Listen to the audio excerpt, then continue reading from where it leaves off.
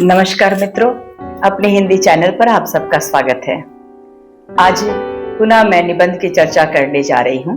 चित्र पर आधारित निबंध कैसे लिखा जाए, ये विशेष आग्रह पर है। बच्चों ने कहा सिर्फ प्रकार मत बताइए, बल्कि यह बताइए कि चित्र पर आधारित निबंध कैसे लिखा जाएगा। तो विशेष आग्रह पर यह वीडियो आपके सामने प्रस्तुत कर रही हूँ, एक उदाहरण के साथ कि किसी घटना, किसी चित्र पर किसी घटना, कहानी या लेख को कैसे लिखा जाता है। आपके सामने बच्चों प्रस्तुत है एक चित्र। लेकिन चित्र की चर्चा करने से पहले आप लोगों से विशेष आग्रह है, यदि आप मेरे चैनल पर नए हैं, आप पहली बार मुझे देख रहे हैं, तो कृपया मेरे चैनल को सब्सक्राइब कीजिए। वीडियो अगर पसंद आए तो लाइक कीजिए, शेयर कीजिए, ताकि मैं आपके लिए और नए नए वीडियो बना सकूं। तो इसमें हम देखेंगे कि जो चित्र हमारे सामने प्रस्तुत किया जा रहा है वह चित्र किस विषय पर आधारित है। बच्चों, आप चित्र को ध्यान से देखिए। इसमें आपको यह दिखाई दे रहा है कि 4 बच्चे हैं, चारों उछल कूद कर रहे हैं, चारों के हाथ में छाता है, बारिश की बूंदें गिर रही है, आकाश में बादल के टुकड़े नजर आ रहे हैं, नीचे जमीन पर पानी भरा हुआ है, पीछे हम देख सकते हैं कुछ पेड़ पौधे, झाड़ियां दिखाई दे रही है। इस तरह से यह चित्र वास्तव में वर्षा ऋतु के दृश्य को प्रस्तुत कर रहा है। आपने देखा, भूमिका में मैंने इस चित्र को बारीकी से देखा है, इसके एक एक भाग का वर्णन किया है कि 4 बच्चे हैं, छाता लिए हैं, उछल रहे हैं, पीछे झाड़ियां हैं, नीचे जमीन में पानी जमे हुए हैं, आकाश में कुछ बादल के टुकड़े नजर आ रहे हैं और जल बूंदें गिर रही हैं।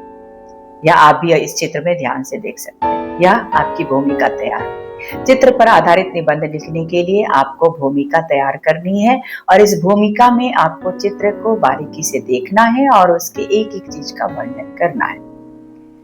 इसके बाद हम देखते हैं कि विषय विस्तार इसका कैसे किया जाए।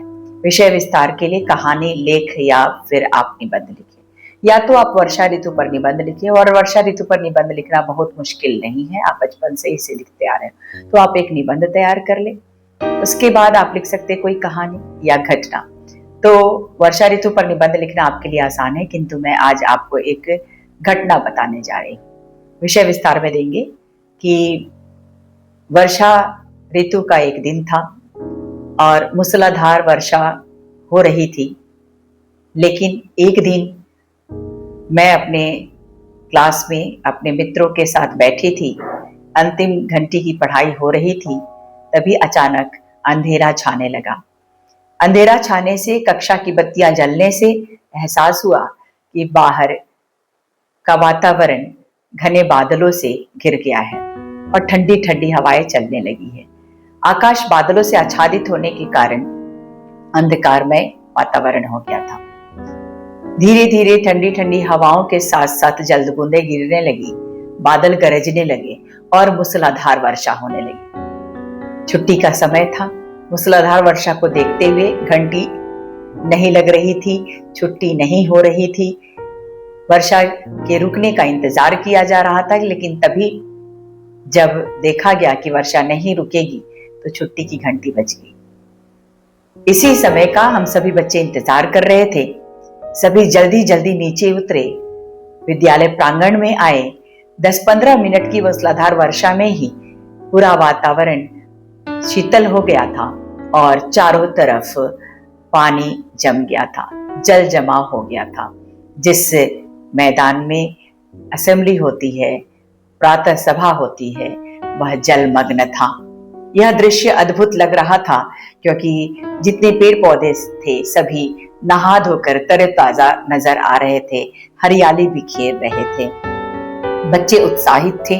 कुछ बच्चे जलाशय में चले गए, जो उस समय मूसलाधार वर्षा के कारण बना हुआ था। उस पानी में जाकर के दौड़ धूप करने लगे, छपाक छपाक कर खेलने लगे। कुछ बच्चे उसमें बॉल लेकर चले गए, बॉल से खेलने लगे। मन नहीं मान रहा था, मेरी भी उत्सुकता बढ़ती जा रही थी। कुछ बच्चों को देखा कि छत पर से जो पानी पाइप के द्वारा नीचे गिर रहा था, मानो वह झरने का रूप ले लिया था और बच्चे उस झरने में स्नान कर रहे थे। चारों तरफ पानी ही पानी था। विद्यालय प्रांगण भी भर चुका था। मैं भी अपने आप को रोक ना सकी और मैं भी वर्षा का लुत्फ उठाने, वर्षा की बूंदों में भीगने के लिए चली गई। अपने बैग को प्लास्टिक में बांध लिया और उसके बाद खुलकर मैंने वर्षा ऋतु का आनंद लिया।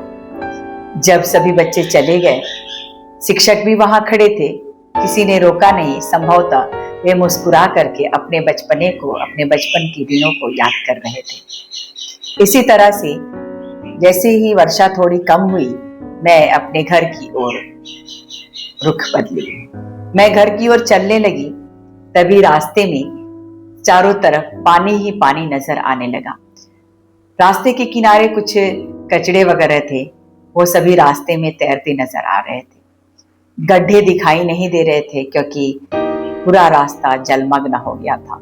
घुटने तक पानी था। साइकिल मेरा आगे बढ़ नहीं रहा था, कुछ दिखाई नहीं दे रहा था, किंतु घर तो जाना था। मैं उसी में आगे बढ़ रही थी कि अचानक मेरी साइकिल गड्ढे में गिर गई और आसपास के लोग, आसपास के बच्चे तालियां बजाकर हंसने लगे। एक पल के लिए, एक क्षण के लिए तो खिन्नता महसूस हुई, किंतु दूसरे ही पल बचपने को याद करते हुए, गिरने को याद करते हुए मैं भी मुस्कुरा उठी, हंसने लगी। आगे बढ़ने लगी, तभी एहसास हुआ वर्षा ऋतु में जब जलबूंदे गिरती हैं तो प्रकृति तो नहा उठती है, किंतु साथ ही साथ कचड़े भी अपने साथ ले आती है, असुविधाएं भी ले आती है। यात्रियों का आवागमन ठप हो जाता है। पैदल यात्री आने जाने से संकोच करने लगते हैं। बाइक सवार, साइकिल सवार सभी बारिश से बचने के लिए छाया तलाश करने लगते हैं और कोई पेड़ के नीचे, कोई किसी घर की छत के नीचे खड़े होकर अपना बचाव करते रहे। चलते चलते हमने देखा हवाएं चल रही थी, उसी में एक साइकिल सवार जा रहा था और उसकी छतरी उलट गई थी। वह कटोरे का रूप धारण कर ली थी। वर्षा की बूंदे क्या उसके शरीर को भिगाना छोड़े कि वह पूरे पानी से सराबोर हो गया था और उसके छाता में जल बूंदे जमा हो गई थी, मानो वह कटोरी हो जिसमें पानी जमा हो गया। यह अद्भुत दृश्य रोमांचित कर रहा था। मैं अपने मित्रों से बात करते हुए आगे बढ़ती जा रही थी। घुटने से ऊपर पानी था, धीरे धीरे घुटने से कम हुआ। कीचड़ में पैर रखते हुए मैं अपने घर की ओर बढ़ी। घर पहुंचते ही मम्मी ने 4 बातें सुनाई, रुक नहीं सकती थी। इस तरह से मम्मी के डांट में भी प्यार था। तौलिया दिया, बाल सुखाए और गर्मा गर्म भोजन परोस करके हमारी भूख मिटाई। वह दिन अद्भुत था क्योंकि वर्षा के एक एक पल का मैंने आनंद लिया था। बचपन मानो लौट आई थी और वह दिन सदैव के लिए अविस्मरणीय बन गया। इस तरह से इस घटना का वर्णन हम कर सकते हैं या कोई कहानी लिख सकते हैं। वर्षा ऋतु में या वर्षा ऋतु से संबंधित, फसल से संबंधित कोई कहानी लिख सकते हैं। इसमें पात्रों का सृजन करना पड़ेगा। यहाँ पे मैंने पात्रों का सृजन किया, मैं स्वयं एक पात्रा बन गई। उसके साथ साथ शिक्षक भी रहे, विद्यालय के कुछ स्कूली बच्चे भी रहे, कुछ रास्ते के बच्चे रहे, एक व्यक्ति साइकिल सवार भी रहा, कुछ लोग जो दृश्य प्रस्तुत कर रहे थे आते जाते, उनका भी मैंने वर्णन किया। वर्षा ऋतु से होने वाले हानियों का भी वर्णन किया। साथ ही साथ मैंने प्रकृति को भी इसमें समाहित किया। इस तरह से इस घटना का वर्णन मैंने किया और आप भी ऐसी ही घटनाओं का वर्णन कर सकते हैं। उसके बाद हम उपसंहार पर आते हैं, निष्कर्ष पर आते हैं कि कुल मिलाकर वर्षा ऋतु एक अविस्मरणीय यादें लेकर आती है।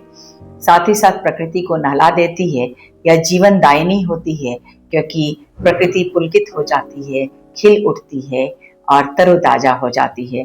भीषण गर्मी से शीतलता महसूस होने लगती है, भीषण गर्मी से राहत मिल जाती है और इस तरह से न सिर्फ मनुष्य, जीव जंतु भी बेसब्री से वर्षा ऋतु का इंतजार करते हैं। तो ये हुआ वर्षा ऋतु पर निबंध जो चित्र पर आधारित है और आप देखेंगे कि यह पूर्णतः इस चित्र से संबंधित है, चित्र से विलग नहीं है।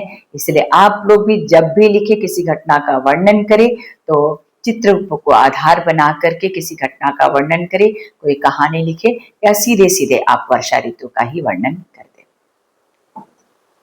बहुत बहुत धन्यवाद।